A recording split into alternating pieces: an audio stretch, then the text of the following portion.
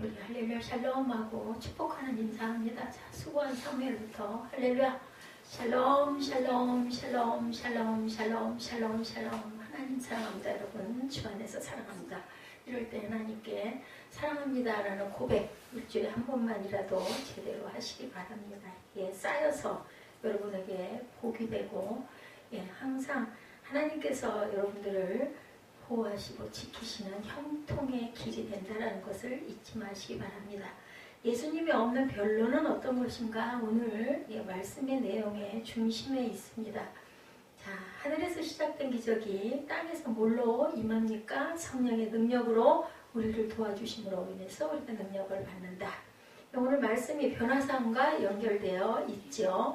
예수님의 제자들과 함께 내려오셨을 때 맞닥뜨렸던 상황이, 그것이 우리의 삶이에요. 사실은 율법학자들과 제자들이 서로가 토론하고 논쟁하고 벌이는 일, 그리고 귀신 들린 아이를 데려와 고쳐달라고 하지만 그럴 능력이 없어서 당황스러워하는 일, 바로 변화산에서 예수님의 모습이 변화되고 모세와 엘리야를 보면서 꿈같은 시간을 보냈는데 그 산에서 내려오니 온갖 인생의 문제가 밀려온다. 우리가 아주 좋은 데를 가려고 열심히 준비해가지고 여러 시간을, 그 그랜드 캐니언 같은 데 간다고 40시간을 달려갔대죠. 그리고 순간 와 했다고 그래요. 근데 조금 있다가 생각을 하니 너무 허무하더라는 거죠. 40시간을 죽을 길을 쓰고 죽을 똥 살똥 달려와가지고 와 장관이다 멋지다 하고 나니 그 다음에 뭐냐고요. 몇십 초. 그게 바로 우리 인생이고 삶이라는 거죠. 또 돌아가야 되잖아요. 그 시간만큼 우리 삶이 그렇다라는 거죠. 오늘 본문 가운데 다른 14절에서 16절에 보면은 변론이라는 말이 나와요. 변론. 14절에서 16절 봅니다. 성경을 우리 설교 들을 때 조금 길고 지루할 경우에 잘 따라가는 방법은 뭐라고요? 자꾸 말씀을 같이 막 읽는 거예요. 찾아가지고. 그러면 금방 시간이 가고 그걸 통해서 때 어느 순간 내 마음에 그렇구나. 이 마음이 오면 이제는 어디에 입문해요? 말씀 안에 우리가 입문한다라는 것을 잊지 마시기 바랍니다. 방법을 알려드릴 때 너무 사소하고 너무 쉽고 뭐 그거 누가 몰라요.도 일단 뭐가 중요해요? 행하는 것이 중요하다. 하지 않으면 아무리 맛있는 인절미떡이 눈앞에 접시에 딱 담겨 있어도 그거 집어서 먹지 않으면 몇 개 안 되잖아요. 열심히 드시기 바랍니다. 14절에서 16절입니다. 이에 그들이 제자들에게 와서 보니 큰 무리가 그들을 둘러싸고 서기관들이 그들과 더불어 변론하고 있더라. 15절에 온 무리가 곧 예수를 보고 매우 놀라며 달려와 문안하거늘 예수께서 물으시자 너희가 무엇을 그들과 변론하느냐. 변론이라는 뜻, 여러분들 뜻을 알죠? 무슨 뜻인지.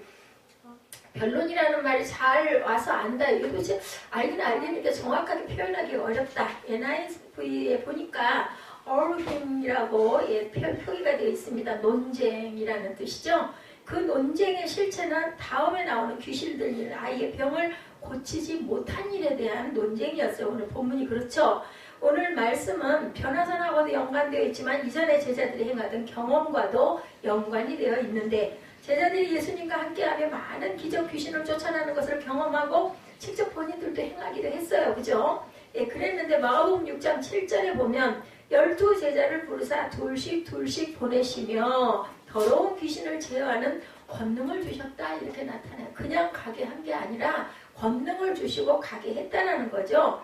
논쟁의 이유는 왜 귀신을 쫓아내는 일이 다시 반복되고 있지 않느냐는 것이 바로 논쟁의 이유였다는 거. 오늘 보면 18절입니다.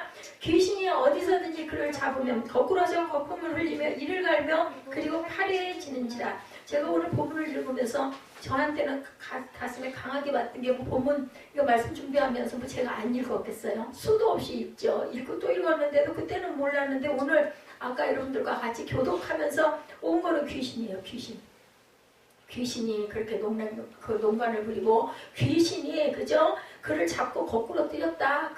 우리 몸은 그냥 껍질이에요. 뭐가 해요? 사탄과 우리 안에는 뭐가? 성령의 세력이 항상 대립을 한다는 것을 우리가 알아야 된다. 근데 알죠?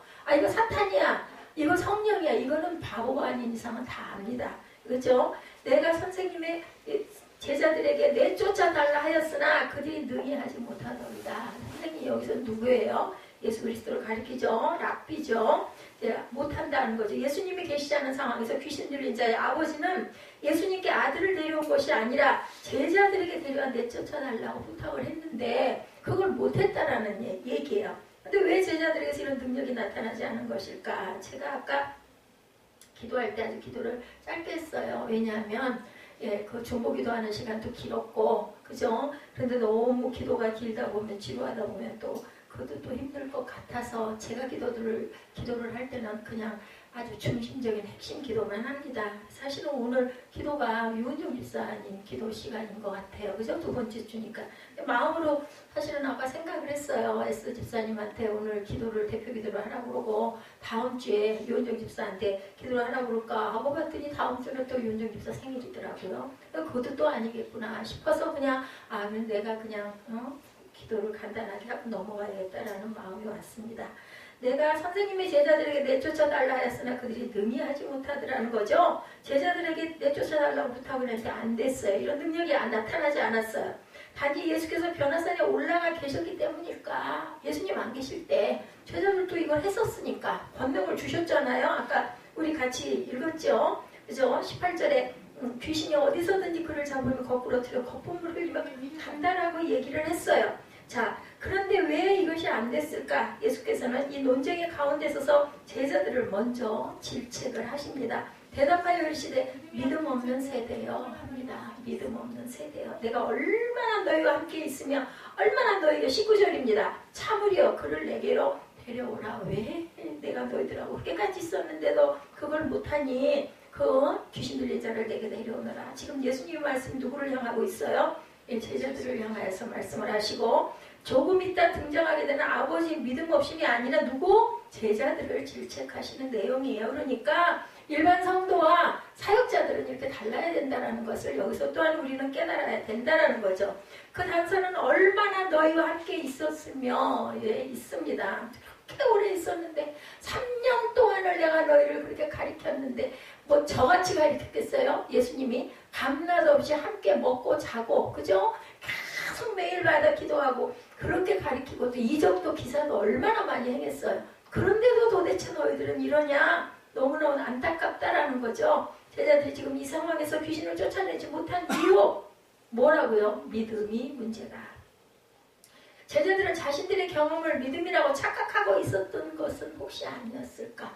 우리도 그러기 쉬워요. 뭐 그 정도는 나도 했었는데 뭐 또 하면 되지. 근데 천만의 말씀이라는 거죠. 자신들은 믿음이라고 생각했을지 모르지만 예수님이 없는 뭐예요? 별로 예수님이 안 계셨기 때문이에요. 우리는 이렇게 항상 뭐하지는 않나 생각해봐야 된다. 뭐하지는 않나 섬해라. 핑계를 대고 있지는 않나 생각할 줄 알아야 되겠다. 아까보다는 좀 깼네. 자, 가장 무서운 신앙의 오류. 하나님을 믿는다고 하면서 과거에 경험한 하나님을 현재의 믿음으로 착각하지는 않고 있는지. 그래서 우리가 늘 물어야 하는 것이 바로 하나님의 임재, 주의 임재 아래 아까 우리 찬양했죠.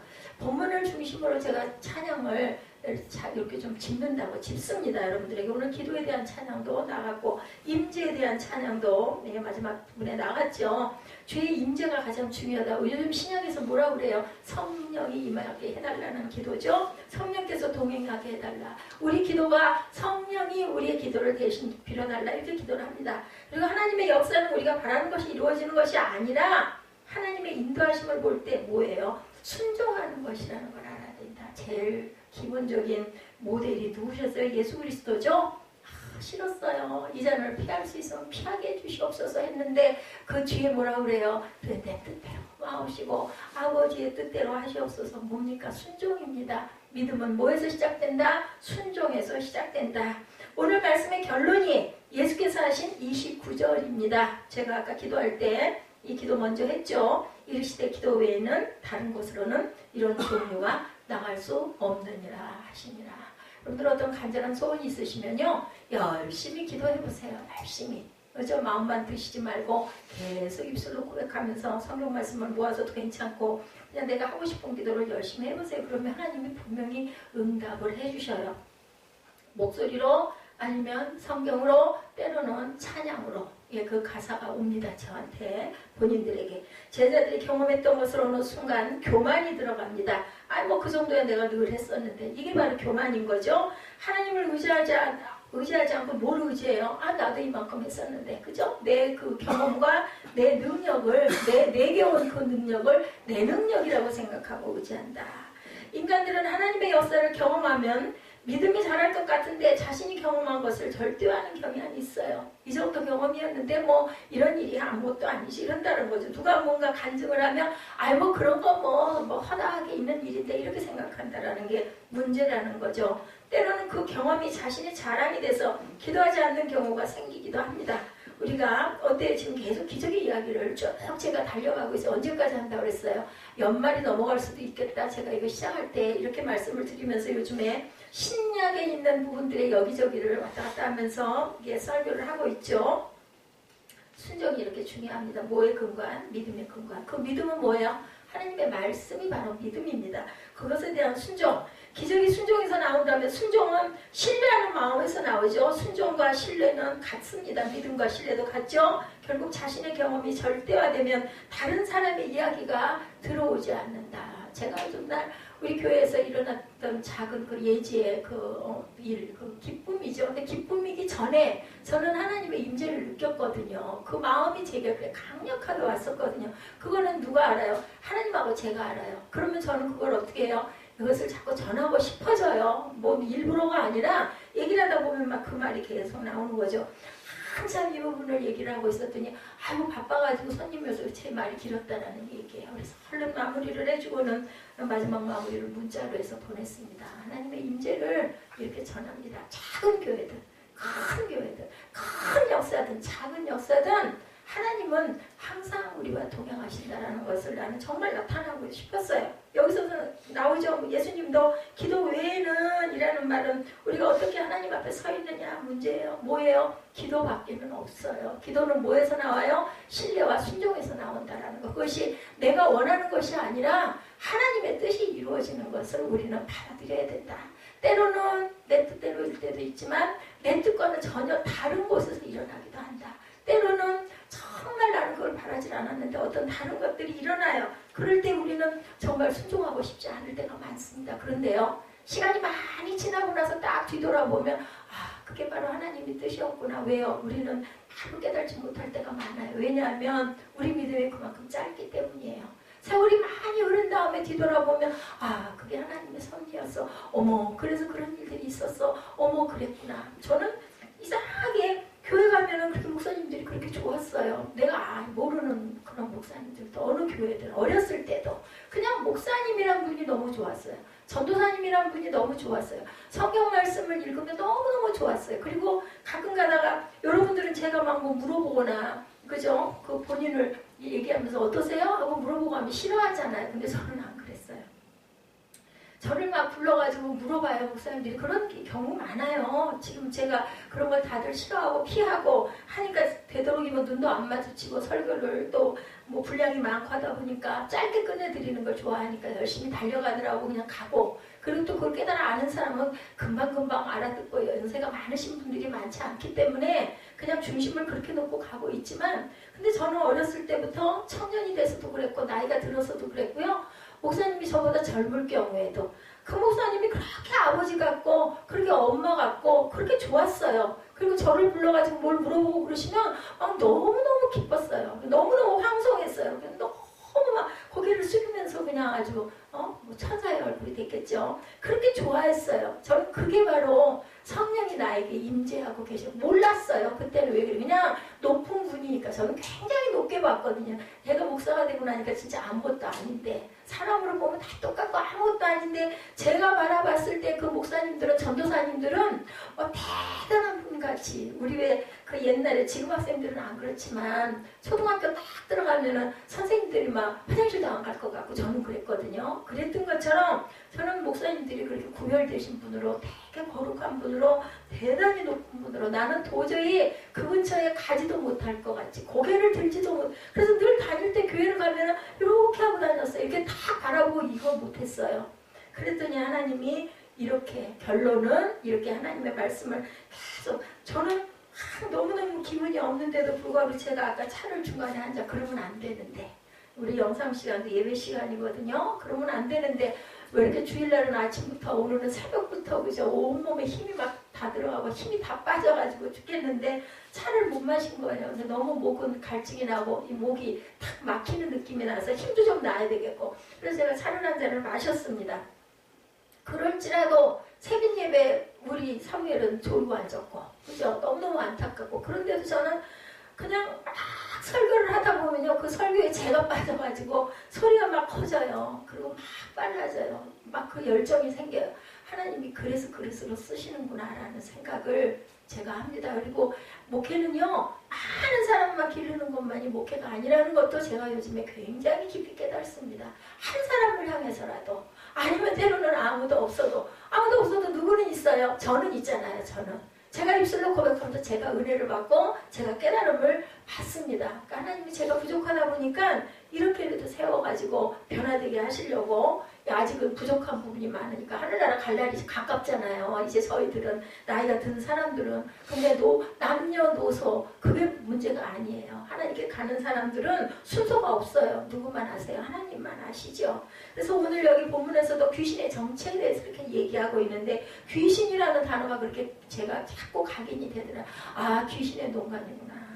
예, 아이들이 말을 안 듣고 거꾸로 가는 것도 우리 안에 성령과 사탄이 있는데 자꾸 귀신이 아이를 자꾸 흔들어 놓고 자꾸 이렇게 흩어지게 하고 자꾸 말을 듣지 않게 하고 이런 부분들이 다 귀신이 있는 거다. 그 귀신의 정체를 우리가 알아야 되겠다. 그러려면 어떻게 해야 되겠다? 영적으로 우리가 충만해져가지고 그걸 내가 혈기를 내고 화를 낼 게 아니라 그 귀신을 자꾸 쫓아내줘야 되겠구나라는 생각이 아까 들었다라는 거죠. 이제 제자들이 해결할 수 없었던 문제를 안고 예수님께 나와요. 우리가 안 되니까 예수님이 주님이 해결해라. 비어 해결해 주옵소서. 문제는 영적 권위입니다. 평소에 아이를 괴롭게 하던 귀신의 정체가 제자들 앞에서는 드러나지 않았어요. 본문 20절에 보니까 이에 데리고 오니 귀신이 예수를 보고 그 아이로 심히 경련을 일으키게 하는지라 그가 땅에 엎드러져 구르며 거품을 흘리더라. 여기서 제가 깨달은 거예요.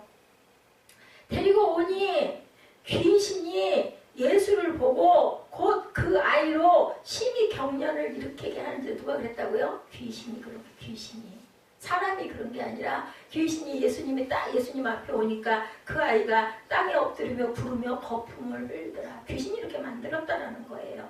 많은 귀신 들린 자를 통해서 공통으로 드러나는 현상, 예수님을 보면 자신의 정체를 드러낸다. 뭐는? 사탄은. 그래서 영적인 권위가 있는 사람 앞에서는 그 귀신이 가만히 있지를 못해서 내쫓긴다라는 거죠. 참된 빛 앞에서 어둠은 이렇게 힘을 잃어버린다. 거짓은 참된 진리 앞에서 늘 드러나게 되어 있다라는 겁니다. 모든 문제의 해결은 드러나야 고쳐요.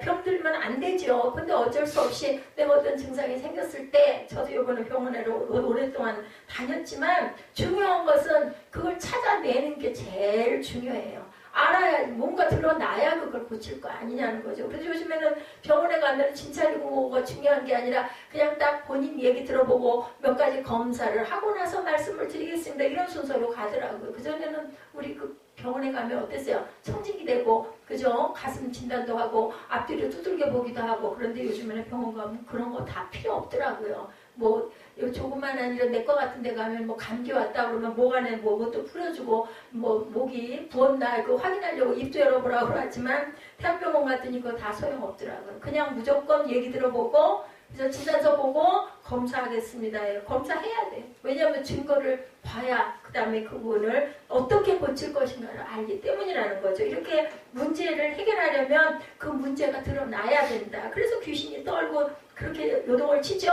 예수님의 능력은 모든 문제를 드러나게 할 뿐 아니라 문제를 해결하는 기적을 그 다음에 고치는 거죠. 우리 병원에 가면 몸을 고치는 곳이 병원이죠. 영적인 병을 고치는 것은 교회가 하나님이 하시는 일이기 때문에 교회 목사들이 다 담당한다. 그래서 그런 얘기 하세요. 병원에 가면 병원에 계신 그 선생님들 얘기가 저는 여러분들의 몸을 고치고 목사님은 영적인 병을 고치지 않습니까? 이런 얘기하는 경우들이 많이 있습니다. 악한 영이 제일 무서워하는 것 자신의 정체 드러나는 거를 자꾸 감추죠. 제가 아까 그 얘기 했잖아요. 아이들도 알아요. 이거는 내 속에 사탄인지 하나님인지 압니다. 나쁜 것을 자꾸 행하게 하고 속삭이는 것은 사탄의 음성이라는 걸 우리가 알아야 되겠다. 귀신들은 사람들에게 두려움을 줄 수 있으나 주님 앞에서는 결국은 어떻게 돼요? 두려워 떨더라 라고 나타납니다. 귀신도 떠느니라고 얘기합니다. 아주 분명한 공식입니다. 자연적인 인간이 귀신을 이길 수가 없어요. 보통 사람들은. 하지만 우리 안에 주님이 계실 때 귀신이 두려워한다라는 것.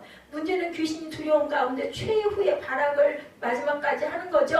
사람의 몸속에서 귀신이 나갈 때 절대로 그냥 나가지는 않죠. 귀신이 예수님을 보고 아이로 경련을 일으키게 했어요. 그 순간 아이는 자의적으로 행동하는 것이 아니죠. 귀신의 지배를 당했기 때문에 그 행동이 드러날 수밖에 없다. 그래서 뭐 전에 저 여러 번 봤어요. 공부하다가 배낭간에 그냥 아이가 그 책상 옆으로 굴러 떨어지면서 막 마룻바닥 가운데서 막 거품을 흘리고 막 눈이 뒤집어지고 온 팔다리를 경련을 하고 이런 일들이 많이 일어납니다. 얼마나 아이는 괴로웠을까. 주변의 사람들은 구경을 하기도 하고 고개를 돌리기도 하죠. 말하고 행동하는 모든 것이 자신이 하는 게 아니에요. 그러고 나서 깨어나면 몰라요. 내가 언제 그랬는지를 알지를 못합니다. 예수님을 보고 예수님을 배격하는 행동이죠. 우리가 오늘 아주 중요한 진리를 보는데 우리 안에 있는 것이 무엇이냐. 내 안에 과연 뭐가 있나. 제가 그 종양 얘기 여러분들에게 했잖아요. 그리고 담남 얘기 했었잖아요. 내 안에 담남이 있는지 없는지도 우리는 모르고 현대 최첨단 의학이라는 그 기계를 동원을 해도 담남인지 아니면 그 뭔가 메어놓은 클립인지도 확실하게 깨닫지 못하는 게 아직까지도 현대 의학이라는 거죠. 참으로 신기한 것은 우리가 보는 것과 행동하는 것을 가지고 판단하거나 판단을 받는데 사실은 우리 속에 무엇이 있느냐도 정확하게 알지 못하고 그것을 알아내는 것이 가장 중요하다는 겁니다. 자, 그래서 어때요? 우리가 자동차도 제가 차를 딱 바꾸고 나니까요. 제 차와 같은 차종이 그렇게 눈에 많이 띄어요. 근데 내가 그 차를 운전하지 않을 때는 그게 안 보이거든요. 이런 것과 똑같다라는 거죠. 자, 종종 하나님이 안 보인다라는 말을 많이 해요. 도대체 하나님 어디가 계신데? 어디가 있어? 뭐 보여? 이렇게 얘기를 하죠. 그리고 보인다라는 사람들은 오히려 이상하게 생각해. 저기 이상해. 저기 말도 안 돼. 그런 얘기 많이 하죠. 하나님은 계시지 않은 것이 아니라 그 사람 안에 하나님이 없기 때문이다. 그래서 믿음이 있는 사람들은 그게 사람들이 생각할 때는 뭐 당연히 우연히 그렇게 될 수도 있지. 뭘 그걸 가지고 무슨 하나님이 뭐 역사하셨다고 얘기를 하냐. 그럴 수도 있는 거지. 그런데 믿음이 있는 사람들 하나님이 인도하셨어. 하나님이 보호하셨어. 참 오늘 오전에도 아침에도 집에 가면서 금방 눈이 이렇게 잦아들면서 그죠? 시야가 환하게 열려. 막 눈이 무지무지하게 뿌렸거든요. 제가 딱 일어나서 6시 반에 나갈 때 이걸 갈 수도 없고 도대체 이걸 어떻게 해야 될 것인가. 또 오중이나 하면 제가 전화를 걸었겠느냐. 어떻게 할 바를 몰라가지고. 그리고는 이제 나중에는 뭐 연락도 안 되고 아무리 생각을 해봐도 그래도 이거는 가야 될 일이고 갈 수밖에 없다. 하나님께 맡기고 가자. 그렇게 생각을 하고 진행을 해서 가는데 눈발이 잦아들면서 눈이 이렇게 멈추더라는 거지. 나중에 비가 돼서 비를 뿌리고 그래서 참 하나님 감사합니다. 보통 사람들은 다행이네. 그리고 저도 제 입에서 그 말은 나왔어요. 정말 그나마 다행이다. 날씨가 포근하게 망정이지. 만약에 얼었으면 이거 꼼짝을 못할 때 뭐 방법 없잖아요. 그 빙판 위에서 차가 미끄러지는 걸 실제 경험해보지 않고는 그 두려움을 몰라요. 저도 여러 번 운전을 오래 했잖아요. 경험했던 적이 88도로 제가 지금도 안 잊혀져요. 아니 글쎄 가는데 차들이 다 기어가는데 아니 길 가는 도중에 눈이 그렇게 막 쏟아지지. 날이 추우니까 그냥 금방 빙판길이 돼버렸어요. 88도로는 끝도 없잖아요. 한없이 계속 가야지 어디로 빠져나갈 수도 없는데 차가 미끄러져가지고 내가 원하는 방향으로 안 가요. 그냥 자동으로 막 왼쪽 오른쪽으로 움직이니 그냥 내가 원하지 않아도 다른 차에 가서 부딪힐 수밖에 없는 상황. 정말 진땀이 나고 온 몸에 힘이 빠지고 다리에는 또 힘을 왜 그렇게 가냐고. 그거 강하게 밟아서 안 되는데도 오늘도 그랬어요. 사실은. 그러니까 뭐 미끄러지지도 않는데도 오늘도 그래요. 왜냐하면 그 경험이 있었기 때문에. 이래서 우리는 빙판길, 제가 요전에 그런 얘기를 했어요. 내가 직접 운전하지 않을 때는 눈이 오면 눈이 와서 좋다 이런 얘기를 많이 했는데 이제 눈이 오니까 어머 어떡해. 더구나 또 저희 집이 산꼭대기 아니에요. 거기 그 아주 유명한 동네잖아요. 갈 수나 있을까? 밤에 가도 안 될 것 같고 아니 아침에 가도 일찍 가도 안 되고 이번 주일을 제가 사실은 며칠 전에 걱정을 했었어요. 이번 주일날 별일이 없어야 할 텐데 왜 그런 마음이 왔는지는 모르지만 근데 탁 맞아 떨어진 거죠. 근데 보통 사람 같으면 아이고 요행이 하고 넘어갈 걸 저는 너무너무 감사하더라고요. 딱 도착을 하고 난 좀 늦기는 했지만 그 돌아오고 나니까 예배드리라고 하나님이 그래도 이 부족한 이 연약한 저를 그저 별 탈 없이 도착하게 해주신 하나님, 나의 등 뒤에서 나를 항상 보호하시고 힘주시는 하나님이다. 저는 그런 감동을 받아요. 그러면 어때요 마음이? 여러분들 기쁘잖아요. 감사하잖아요. 그게 바로 믿음이라는 거죠. 그게 바로 은혜라는 겁니다. 우리가 돈으로 살 수 없는 은혜고 기쁨이다. 우리 안에 무엇이 있느냐가 중요하다. 제가 늘 여러분들한테 그러잖아요. 돌아갈 날이 가까워질수록 우리가 하나님 나라에 가까이 가야 되고 내가 내 안에 주님을 자꾸 품어야 된다. 그래서 제가 그 한보 사장님하고 가끔 그저 카톡으로 그분 힘이 들 것 같아서 전화를 하는 대신에 카톡으로 문안을 하고 몇 마디 하면 또 답이 금방 오면 이제 몇 번 뭐 연결이 되기도 하고 아닐 때는 그냥 안부만 하고 마크만 보내드리고 말기도 하는데 제가 그 얘기를 했어요. 포기하지 마시고 내 안에 그분은 또 예수 믿은 지가 얼마 안 되잖아요. 물론 성당에 나가고 있지만 그래도 예수님을 믿으니까 내 안에 자꾸 말씀을 채우시고 내 안에 자꾸 예수님의 형상을 자꾸 담으세요. 내 안에 뭐가 많이 담겨 있느냐에 따라서 모르겠어요. 전 그런 마음이 왔어요. 천국인지 지옥인지가 결정된다. 입술로는 예수 믿는다고 하면서 예수님이 내 안에 없어서 세상의 모습으로 가득 차면 아니 그냥 우리가 상상만 해보세요. 어느 곳으로 날아가겠어요? 그죠? 저는 그런 생각이 들더라고요. 어린아이의 삶이 그죠? 이 아이의 삶도 얼마나 고달팠겠는가. 내가 그 안에서 자꾸 사탄이 역사를 해대니까 귀신이 자꾸 역사를 하니까 이 아이도 얼마나 힘들었겠어요. 이 아이의 삶을 바라보는 또한 아버지의 마음은 또 어땠을까? 부모의 마음은 이루 말할 수가 없어요. 아무리 내 자식이 부족하고 아무리 내 자식이 허물투성이라 할지라도 누구에게 공격을 당했다, 누구에게 멱살잡이를 당했다면 너무너무 마음이 아파요. 그건 부모 마음입니다. 어쩔 수 없어요. 아이 속에 귀신이 들어가 있으니 모든 일에 귀신의 지배를 받았지 않았겠는가. 제가 그런 생각이 다 들더라니까요. 너무 휴대폰에 연연해서 있다 보니 정말 정상적인 그 머리를 그 두뇌를 가진 사람은 하나도 없겠구나. 자꾸 거기에 점령을 당해버려가지고 진짜 정신질환을 앓고 우리 모두가 다 약간씩은 정신질환이 있다고 그러죠. 예, 1993년 어떤 그 목사님의 간증입니다. 미국에 처음 갔을 때 막 공부를 시작하기 전에 형네 가족과 함께 제가 아까 그랜드 캐니언 말씀드렸죠. 제가 언젠가 그 영상에서 요즘에는 또 외국하고 로케로 해가지고 뭐 드라마를 만들고 영화를 만드는 일이 참 많이 있는데 그랜드 캐니언이 굉장히 멋지잖아요. 단층이 다 보이고 그걸 보고 저도 감탄을 했던 적이 있는데 여기를 간 거예요. 여행을 간 거예요. 공부를 시작하기 전에 유학을 딱 가가지고 40시간을 쉬지 않고 운전을 하고 잠은 차 안에서 잤대요. 40시간이니까 하루가 넘은 시간이죠.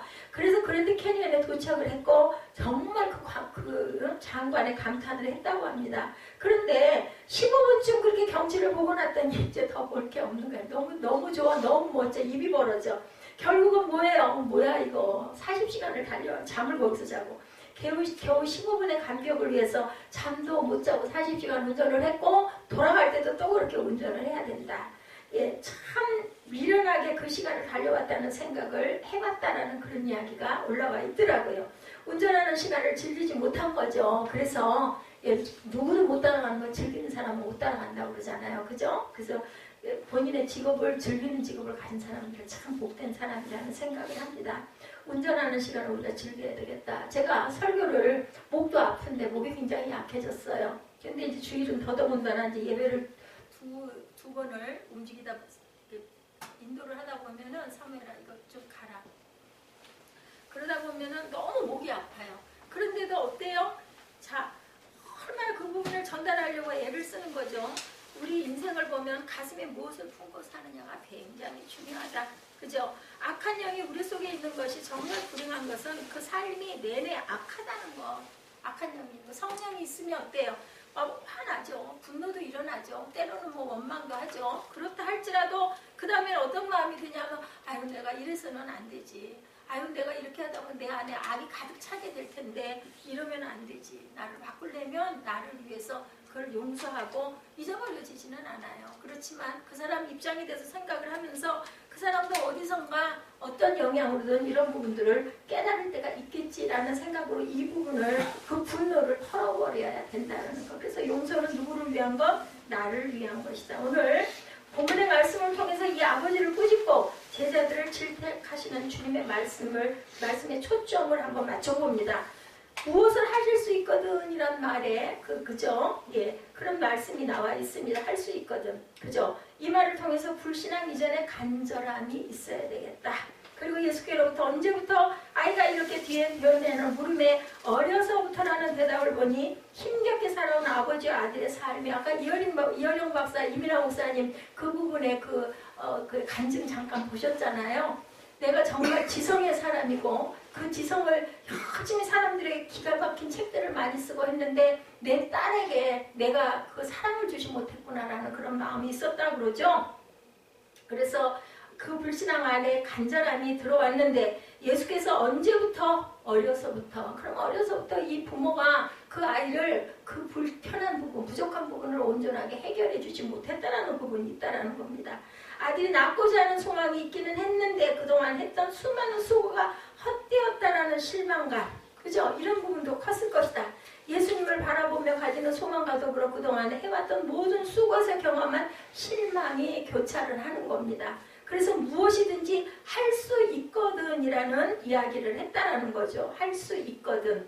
예수님을 바라보고도 전적으로 신뢰하지 못하게 하는 이유는 우리가 살아왔던 삶의 경험, 해왔는데 안 되는데 뭐 이것도 될래나, 그죠? 그래서 그 암 걸린 분들이 포기하는 부분이 생명을 앗아가는 가장 키라는 거죠. 그래서 저도 그분에게 그 얘기를 했어요. 그 한보 사장님에게 절대로 포기하지 말라고. 글쎄요, 저도 그 경우가 닥치면 어떨지는 모르겠어요. 그냥 차라리 천국 가는 게 더 좋사오니 이럴 수도 있을 것 같아요. 저 같으면, 제가 그 입장이 되면. 그래도 저는 그렇게 얘기했습니다.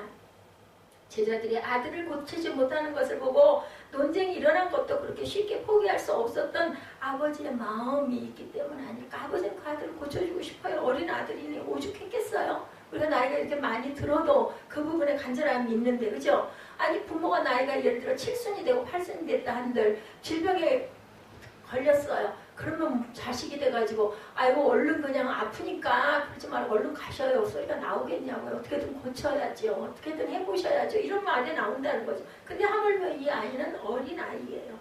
아무것도 하지 않는 사람은 실패도 없다라는 이야기 여러분들 아시죠? 예, 오늘 이 본문의 말씀은 아들을 향한 아버지의 끊임없는 노력이 있습니다. 아버지의 믿음 없음이 주제가 아니라 그 아들을 향한 아버지 할 수 있거든 좀 도와주십시오 라고 얘기를 하죠. 그리고 예수님의 지적하시는 정확한 의도는 적어도 어때요? 질책이 아니라 교정이라는 거죠. 할 수 있거든 이라고 하는 그 말이 무슨 말이냐? 믿는 자에게는 능치 못함이 없다. 이 아이를 고치려는 열정이 예수님을 만난 믿음의 교정되고 은혜를 경험하는 순간이다. 아들을 고친 게 중요한 게 아니라 이어령 박사가 이민아 목사의 그 아픈 질병을 치유되는 부분을 걸고 기도를 했잖아요. 하나님과 단판을 지은 거예요. 고쳐주시면 제가 하나님 일 나머지 내 생애를 드리겠습니다 했는데 이민아 목사가 기적적으로 고침을 받았어요. 그리고 아버지가 세례를 받고 그 이후에 이민아 목사는 돌아갔습니다. 그러니까 4명이 모였어요. 이어령 박사 쓰는 거예요.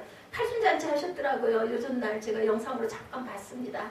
그리고 한복이 너무너무 아름답다고 한복 예찬을 하는 걸 제가 잠깐 봤어요. 오래 살려놓으신 게 하나님의 증인된 삶을 좀 살다 가라고 늦게 예수를 믿게 됐으니까, 그죠? 예, 그래서 살려놓으셨구나. 10년 되셨네요. 아까 보니까 2007년에 세례를 받았다고 나오니까 17년이고 이제 18년 되죠? 앞으로 한 10년 이상 그죠? 하나님 일하다가 좋은 책도 하나님 중심으로 이제 지성에서 영성이 됐으니까 귀하게 쓰시려고 언제든 하나님께서는 그때 그분은 세상의 모든 것의 지성을 통과해서 6살짜리 불렁새를 저 불렁새 알거든요. 부르던 조그마한 소년이 이런 모습에 이제는 하나님의 말씀을 가지고 그죠? 그게 키가 돼가지고 이제는 지성뿐만이 아니라 영성으로 하나님의 말씀을 증거하고 그분의 그 강좌나 여러 가지 간증이나 이런 거를 들으려고 얼마나 많은 사람이 몰려갑니까? 큰 그릇을 쓰시는 거죠. 하나님께서는. 무엇을 통해서? 사람을 통해서, 딸을 통해서, 그저 손자를 통해서 그 부분을 결국은 이루시는 하나님이다. 그렇기 때문에 우리는 모르는 거죠. 어떻게 그 나이에 무릎을 꿇고 세례를 받았느냐는 거죠. 정말 뭐 아무것도 부족함이 없는데 근데 그분 안에는 늘 외로움이 있었다고 얘기를 하죠. 자, 우리의 지난 그 여러 그 주 동안의 기적을 보면서 우리가 이해할 수 없는 일들 오늘의 이야기처럼 끈질기게 주님을 찾아와 간구하는 사람이 있는가 하면 예수께서 찾아가셔서 직접 기적을 베푸시는 부분도 있었어요. 그래서 기적의 주체는 우리가 아니라는 것, 예수께서는 행하시는 일을 우리가 어떻게 반응하느냐가 중요한데, 오늘 본문에 아버지가 노력한다는 것이 과연 의지의 차원인가를 볼 줄 알아야 되겠다. 더욱 중요한 것은 이 아이의 인생 가운데 예수님이 지나가시게 되었다는 거예요. 여러분들, 예수님이 지나가시고 예수님이 항상 머무르시고 예수님이 항상 옆에 바라보고 계신다는 것처럼 복된 일은 없어요. 근데 세상 사람들은 어때요? 아이고 불편해. 그죠? 우리가 뭔가 습달되지 않으면, 습관되지 않으면 그거 내 몸에 습달될 때까지 굉장히 불편해요. 근데 그것을 익히고 나면은 너무너무 편안하잖아요. 우리 교통법규가 그렇죠. 헌법이 그렇죠. 예, 그런 것처럼 불편의 소리가 나와요. 근데 하나님이 나와 내 주변에 계시고 내 앞에 계시고 나를 바라보고 계신다는 것처럼 복된 일이 없다는 것을 여러분들이 인정하시고 믿고 신뢰하시고 따르시고 순종하셔야 된다는 거죠. 놀라운 하나님의 은혜의 사건 가운데 중요한 것은 의지가 적용된다. 우리는 그 의지가 있어야 돼요. 내가 예배를 드려야지, 내가 이 부분을 결단해야지, 내가 이렇게 가야지, 이런 마음이 중요하다. 은혜와 믿음이 만나는 것은, 기적을 만들어내는 것은 바로 은혜와 뭐가? 믿음이 만나는 것이다. 내가 은혜를 받고 믿음 속에서 은혜를 받았을 때 내게서는 뭐가 일어나요? 신뢰와 순종이 분명하게 일어난다는 거죠. 믿음 없음을 도와주세요 라고 얘기하죠. 24절에 그 아이의 아버지가 소리를 질러 이르되 내가 믿나이다, 나의 믿음 없는 것을 도와주소서 하더라. 이 아버지는 아주 솔직하게 고백을 하네요.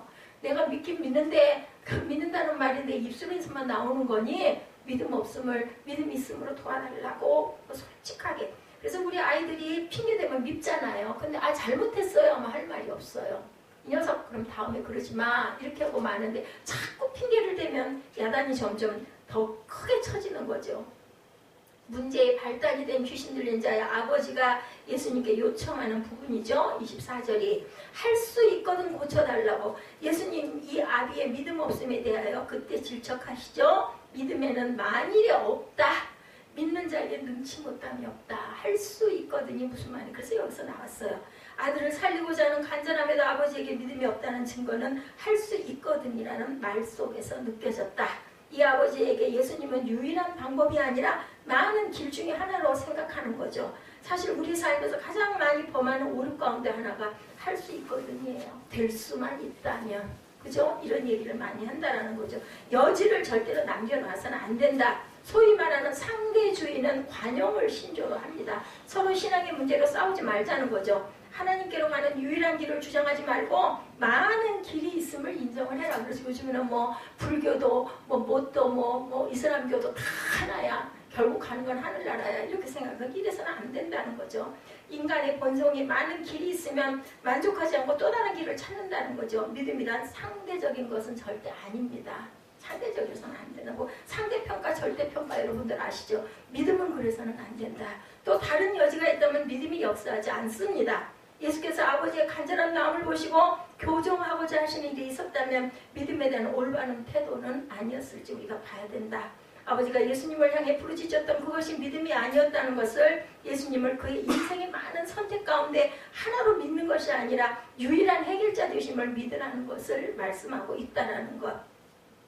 이런 아버지와 같은 모습이 오늘날 교회 안에 팽배해 있는 것이라는 거예요. 그냥 교회도 가고 좋다라고 그러면 절에도 따라가고 여기다도 기도하고 저기다도 구약에도 그런 경우들이 많죠. 솔로몬이 혼인한 게 뭐예요? 자기의 그 많은 후처들이 믿는 신들을 같이 숭배하고 산당을 만들고 결국은 그렇게 해가지고 남북으로 갈라지는 그 솔로몬 돌아간 이후에 그런 사건이 일어납니다. 나라가 잘라져요. 믿음이 있는 것처럼 보여야 하는데 실상은 믿음이 없는 것, 이런 경우는. 하지만 자신의 믿음 없음을 드러내는 것을 다들 두려워하죠. 그래서 할 수 있거든이라는 말처럼 한 발 걸어놓지만 온전한 신뢰, 완전한 신뢰가 아니었다라는 겁니다. 예, 또 다른 가능성을 열어놓고 주님을 버리거나 배신할 준비, 여기 땅 하면 나는 이 길 탈 거야. 줄을 잘 서야 돼. 세상 말로 이런 말이에요. 오늘 말씀 가운데 중요한 것은 귀신이 주님 앞에서 정체를 드러내는 것도 중요하지만 우리의 믿음 없음이 드러나야 한다는 것. 문제가 드러나야 처방을 온전하게 할 수 있다. 그래서 우리가 어떤 문제가 있을 때는 그것을 흉허물이라고 생각하지 말고 완전하게 오픈할 줄 알아야 돼. 상담에서 가장 중요한 것은 내가 있었던 일을 그대로 열어서 오픈하는 것이 가장 중요하죠.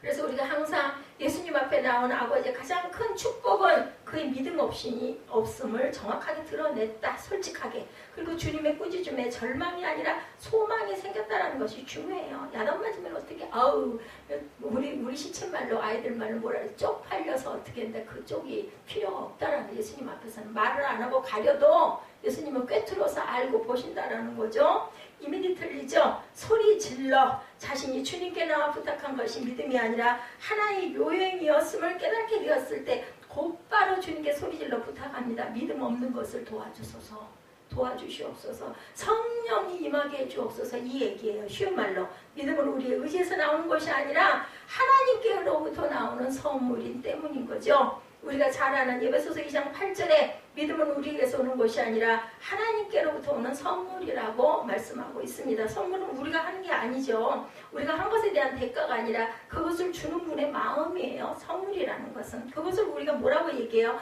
은혜라고 얘기를 합니다. 우리가 할 수 있는 것은 바로 하나님의 은혜를, 그래서 하나님의 은혜를 뭐라고 또 바꿔서 얘기해요? 하나님의 얼굴을 구한다라고 얘기를 합니다.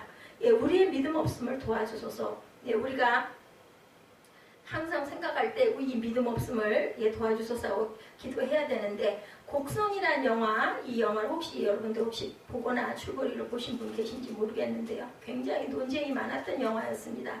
마지막에 악마로 밝혀진 사람이 예수님이 하신 말씀을 인용하기도 하고, 그 영화에서 나오는 귀신과 무당들의 정체를 정확히 알 수 없는 그런 영화. 요즘 그런 영화나 그 드라마가 굉장히 많더라고요. 무슨 그 사람이 짐승이 사람이 되고 막 이런 것들도 많이 나오더라고요. 보니까 지난번에 보니까 무슨 요즘엔 또 로봇이 연주회를 연 부분들이 실제로 나와가지고 제가 국민일보에서 잠깐 봤습니다. 이제 그런 세대가 온 거죠. 또 그런 영화도 또 하나 나왔어요. 나는 로봇이 아니야. 이런 영화도, 이런 드라마도 하나 있더라고요.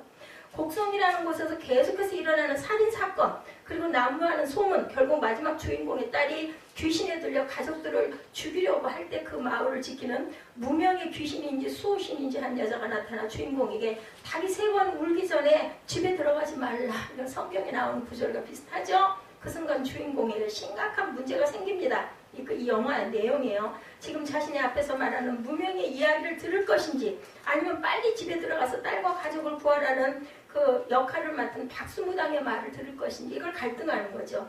계속해서 흔들리는 인간의 마음이 그 영화를 통해서 드러나는데, 흔들림의 정체는 뭐냐면 지금도 같은 믿음이 없다는 겁니다. 누구의 말도 믿을 수가 없는 거죠. 흔들린다는 것은 누구의 말에도 넘어간다는 것이 아니라 누구의 말도 믿을 수 없다는 것이 흔들림의 이유이라는 것. 결국은 흔들리는 인간, 이리저리 소문에 휩싸인 사람들이 나온 비유극의 이야기가 곡성이라는 영화였다라는 거예요. 문제가 뭔가? 긴가민가. 우리 정답. 그래서 뭐라고 얘기를 해요? 그 답안지에다 찍을 때 답사리를 비켜간다고 얘기하죠. 긴가민가 하다 보니까. 그래서 베드로에게 예수님이 주신 복이 뭐예요? 반석이라는 이름 주신 거예요. 반석은 흔들림은 없어요. 단단하게 다 버티고 그 무거운 돌이 흔들리겠습니까? 믿음이 없다는 것이 드러난다는 것이 절망이 아니라 믿음 없음을 숨기는 것이 절망이라는 거를 솔직할 줄 알아야 되고, 고백할 줄 알아야 되고, 거기서 뭐가 일어나요? 회개가 일어날 수 있어야 바뀌게 되고 고침을 받는다라는 거죠. 우리의 부족함을 드러내면 부족함을 채우게 됩니다. 하나님 앞에서 신뢰를 잃는 것은 우리의 믿음이 부족하기 때문이 아니라 우리 믿음 없음을 드러내지 않기 때문이라는 것을 우리가 생각해 봐야 되겠다. 2009년 미국의 유명한 피자 체인인 도미노 피자의 한 매장에서 직원들이 피자 재료로 심한 장난을 친 후에 그 재료를 사용해서 피자를 만들어 고객에게 주는 영상이 인터넷에 올라왔습니다. 단 이틀 만에 100만 건의 조회수를 기록한 이 영상은 미국인들을 분노하게 합니다. 도미노 미국 본사뿐만 아니라 전 세계 매출액이 곤두박질을 했어요. 35달러 정도이던 주가가 무려 20달러로 폭락을 했다고 합니다. 사건 발생 3일째 되는 날 도미노의 CEO 패트릭 도일이 직접 나서서 진지한 모습으로 소비자들에게 사과를 했어요. 그리고 다시는 이런 일이 벌어지지 않을 것이며 직원 채용 시 선발 과정과 직원들에 대한 교육을 강화하겠다라고 사과를 하는 사과문에서 약속을 합니다. 이런 내용을 다루는 2분짜리 영상도 인터넷에 올라왔어요. 이런 신속한 대응으로 소비자들의 반응이 어느 정도 진정될 수 있었지만 한 번 떨어진 명성은 원상복귀시키기가 어려웠다. 현실을 타개하기 위해서 도일이 나서죠. 그는 피자의 턴어라운드라는 광고 캠페인을 시작을 합니다. 이 광고는 기존 광고 개념을 완전히 뒤집었어요. 배우가 아닌 실제 소비자들이 도미노 피자의 품질에 대해서 여러 불만을 이야기하는 것을 광고에서 직접 보여주죠. 최악의 피자다. 이런 것도 피자냐? 피자 껍질이 마치 종이를 씹는 것 같다라는 내용이었다. 그래서 솔직하게 이런 불만들이 소개된 후에 도일이 광고에 등장을 합니다. 그리고 변화해야만 살 수 있다는 것을 깨달았다라고 고백을 했다고 그래요. There comes the time when you know you've got to make a change. 이런 말을 남겼다라고 합니다. 그 도미노 피자의 홈페이지 주소가 등장하는 단순한 내용인데 이 캠페인을 시작하기까지 도미노 피자 내부에서도 엄청나게 반대가 많았다고 그래요. 그러나 도일은 과감하게 이렇게 하는 것만이 우리의 살 길이라고 반대파를 설득한 후에 캠페인을 시작했다고 하죠. 이 광고가 방영되자 도미노 피자의 홈페이지로 고객들이 엄청난 불만이 쏟아지기 시작하고 도미노는 후속 광고 시리즈로 이때 제보된 내용을 골라서 광고에 다시 등장을 시켰다고 그래요. 자신의 치부를 적극적으로 보여주는 방법을 선택한 거죠. 그리고 이런 문제점을 솔직히 인정하고 꼭 개선하겠다고 의지를 피력했다고 합니다. 문제 해결을 위한 제품 개발과 서비스 개선에 모든 직원이 참여를 하고 이런 팔 걷어붙이는 노력이 계속된 결과 소비자들은 도미노의 진정성과 의지를 믿고 다시 도미노 매장으로 돌아왔다라는 그런 실제 있었던 이야기예요. 이는 고객의 불만에 따라 회사의 경영 방침이나 제품을 개선하는 게 얼마나 큰 효과를 가져다 주는지로 보여준 성공적인 위기관리의 리더십의 사례였습니다. 감췄으면 어떻게 됐을까요? 안 됐겠죠? 어떻게 기적이 일어났나? 확신 속에서 주님께 도움을 구하자 기적이 일어난다. 똑같은 예예요. 지금 제가 말씀드린 그 예가 25절에 예수께서 무리가 달려와 모이는 것을 보시고 그 더러운 귀신을 꾸짖어 이르시되 말 못하고 못 듣는 귀신아 내가 네게 명하노니 이 아이에게서 나오고 다시 들어가지 말라 하시매. 26절에 귀신이 소리 지르며 아이로 심히 경련을 일으키게 하고 나가니 그 아이가 죽은 것 같이 되어 많은 사람이 말하기를 죽었다 하나 예수께서 그 손을 잡아 일으키시니 이에 일어서니라. 이렇게 됩니다. 이 기적을 접한 제자들에게 의문이 생겼어요. 자신들은 예수와 동행하며 수많은 기적을 체험했는데 왜 그런 능력이 나에게는 나타나지 않을까? 그죠? 우리 주님께서 제자들의 질문에 대답한 말씀을 여러분들 잘 생각해 보시기 바랍니다. 28구절입니다. 집에 들어가시며 제자들이 조용히 묻자오되 우리는 어찌하여 너희 그 귀신 쫓아내지 못하였나이까 이르시되 기도 외에는 다른 곳으로는 이런 종류가 나갈 수 없느니라 하시니라. 예수께서 집에 들어가시고 난 후 제자들이 조용히 물었다라고 나옵니다. 여기서 조용히라는 말이 영어로는 피부털리라고 쓰여요. 조용히 아마도 사람들이 모르게 아주 개인적으로 물었다라는 거죠. 이런 질문은 자신들이 부끄럽게 생각되었을 수도 있을 거예요. 그렇게 수많은 기적을 경험한 현장이 있으면서 왜 우리에게는 그런 능력이 나에게는 그런 능력이 없는지 예수님의 대답에 기도 외에는 이것은 또한 무슨 의미일까? 이런 상황에서 제자들이 기도하지 않았을까요? 사실은 제자들이 의심을 가지고 기도했을 수도 있어요. 어쨌을지 모르지만 제자가 한 명이 아니죠. 예수님도 기도하시고 제자들도 기도했는데 그 기도가 다른 기도일 수 있다는 것을 의미한다. 우리가 기도하면서 사실은 믿지 않는 것을 기도하든지 의심을 하면서 기도할 수도 있다는 거예요. 그럴 수 있잖아요. 뭐라 그래요? 그냥 이판사판 공사판이니까 한번 기도라도 해보자. 마지막으로 기도원에라도 올라가 보자. 금식이라도 해보자. 이런 얘기들 우리 많이 해요. 그죠? 제자와 귀신 들린 그 자의 아버지가 같아요. 이 아버지의 마음속에도 만일이라는 말이 떠나지 않습니다. 할 수 있거든. 제자들의 마음속에도 그랬을 거라는 거죠. 기도는 맹목적이 아니라 하나님을 온전히 의지하는 마음이 중요하다. 하나님께서 하실 일에 대한 기대죠. 우리가 온전히 기도하지 못하는 이유는 이미 우리가 가진 문제의 해답대로 이루어지지 않을 것에 대한 염려를 하고 있다는 것. 그런 염려가 어때요?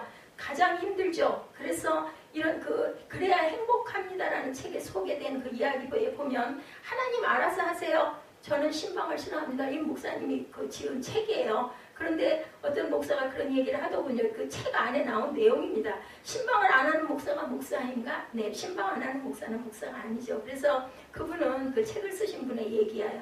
목사 될 자격이 없는 사람이 목사가 되었다. 저도 가끔 그럴 때가 많이 있어요. 이렇게 마음이 연약해가지고 이렇게 상대방 눈치를 많이 봐가지고 무슨 목사야. 근데 하나님은 왜 나를 세워놓으셨을까? 그럼 내가 가짠가? 이런 생각을 할 때도 많습니다. 신방이 힘든 이유는 좋은 일보다 힘든 일이 많기 때문이다. 책의 내용이에요. 제가 드린 말씀이 아니에요. 아주 심각한 문제가 있든지 혹은 암병동이 아니면 신방을 잘하지 않죠. 암병동 같은 데나 가지 않은 데는 안 간다라는 거죠. 신방을 다녀오면 굉장히 힘이 들다 그래. 그들의 아픔을 외면할 수도 없고 그렇다고 그 문제를 해결할 수 있는 능력도 없다 보니까 그죠. 그래서 신방을 하고 나면 마음이 오래도록 안 좋고 언짢고 아프다는 거죠. 그래서 하고 싶어 하진 않는다는 이분이 그러고 이제 책을 쓴 거예요. 언제부턴가 신방을 가지 말아야겠다는 생각이 들었다. 예, 왜냐하면 스스로 견딜 만한 힘이 부족하기 때문이다. 그럼에도 불구하고 신방은 또한 안 할 수가 없는 아주 굉장히 그 이 부분 때문에 갈등을 하는 안타까움이 나타나 있었어요. 그 신방을 요청하는 사람이 얼마나 절박할까 하는 마음이 또 그것도 또한 헤아려진다는 거죠. 그래도 신방을 하고 나면 마음이 아픈 것은 또한 어쩔 수가 없고 왜냐하면 다 못 고쳐주니까 다 해결해 주지 못하니까 마음이 아파서 의사와 상담도 한 적이 있었다고 합니다. 목사님 힘들고 어려운 이야기를 들으면 목사님 가슴속에 담아두지 말고 바로 하나님께 넘기세요. 그래서 우리가 기도를 하는 거죠. 예, 목사보다 더 목사다운 말로 상담을 해주셨대요. 그 의사 선생님이. 이론적으로 맞는 말인데 잘 이해가 되지가 않고 처방 자체가 방법이 없다라는 거죠. 그랬더니 그 부흥을 하는 교회들에서 가장 큰 문제는 많은 교회들, 작은 교회들 아니면 선교사들이 지원을 요청하는데 도대체 이걸 누구 건 받아주고 누구 건 안 받아줄 것인가 너무너무 괴롭대요. 예, 그러다 보면 못해주는 보면 상대방에서는 또 그 부분을 가지고 아주 굉장히 싫어하고 나쁜 메일을 막 보내온다라는 거죠. 공격하는 메일을. 그래서 정말 그것도 너무너무 괴롭다라는 이야기를 들으면서 참 미안한 복되구나는 생각을 했습니다. 목회에 축복을 주셔서 누군가를 도울 수 있도록 하신 것이 감사한데 또한 힘이 든다. 최선을 다해도 내가 돕지 못할 사람 때문에 또 마음이 아프고 상처를 받을 수도 있고 상처를 줄 수도 있다라는 거죠. 그래서 마음이 아픈 이유는 믿음이 부족하기 때문이다 라고 결론을 내렸다라는 거예요. 지금 제가 말씀드린 이유는 믿음 부족. 하나님께서 하실 일조차 내가 다 지고 가려는 마음이야말로 믿음에서 한참 벗어났다. 뭐 그렇기 때문에 우리는 마지막은 하나님께 맡긴다라는 겁니다. 아무리 싫어해야 하는 일들이 있고 아무리 좋아도 우리가 절제해야 하는 일이 있다. 은혜가 바닥나면 은혜를 채워서라도 해야 하는 일들이라는 겁니다. 그래서 우리가 늘 은혜를 받지 않습니까? 한 번으로 안 되니까 두 번, 세 번 받고 그것도 안 되니까 매일 새벽마다 받고 이렇게 간다는 거죠. 자, 내가 남들보다 가진 것이 많다는 것은 축복이 결코 아니라는 거예요. 누군가 우리 주변에 필요로 하는 사람이 있다는 것, 그것 자체가 이렇게 부담스러워하는 분들도 있고 내게도 부담이다. 그래도 저는 그 얘기했어요. 그래도 줄 수 있을 때가 오히려 복되지 않을까요? 내가 나눌 수 있고 내가 줄 수 있는 것이 차라리 복되다.